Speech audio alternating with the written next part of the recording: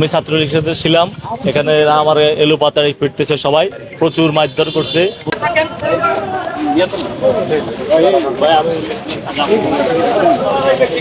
আমি আমার বাসার সামনে ছিলাম, এরপরে ওরা আমার এসে বলতেছে তুই ছাত্রলীগ করতি না, এই কথা বলে আমাকে বেদম মারামারি করছে। এরপরে আরো দুজন আসে, লাপায় আসে আমার মারতেছে, অনেকক্ষণ মারছে।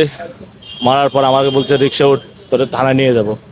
আমি রিক্সা উঠছি, তারপর আমি রিক্সা থেকে আবার লাফ দিয়ে পড়ে গেছি। এরপর আবার আমাকে মারছে, লাঠি দিয়ে পিটছে।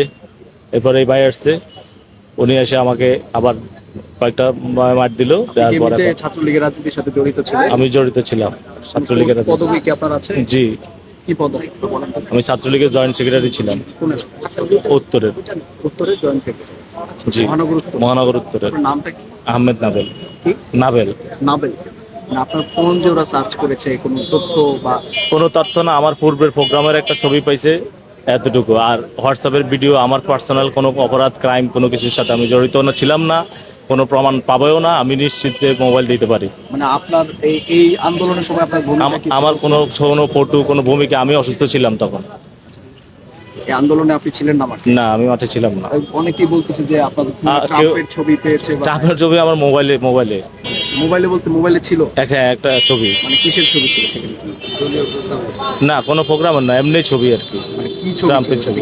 ট্রাম্পের একটা ফটো, পোস্টার না, জাস্ট ছবি। ছবি? হ্যাঁ। মানে ওটা কেন রাখছিলেন বাইরে? এটা আমি ওই যেদিন ট্রাম্প বিজয় ঘোষণা করছে ওই দিন ডাউনলোড দিয়েছিলাম। বিজয়ী শুভেচ্ছা জানানোর জন্য? জি জি। এমনিতে এই যে সাম্প্রতিক আন্দোলনে না, আমি আন্দোলন ছিলাম না। আন্দোলন কোনো কিছু আমার মোবাইলেও পাবে না, কেউ বলতে পারবে। সাম্প্রতিক যে গতকালকের যে ঘটনা? গতকালকে সারাদিন আমি ধানমন্ডিতে ছিলাম।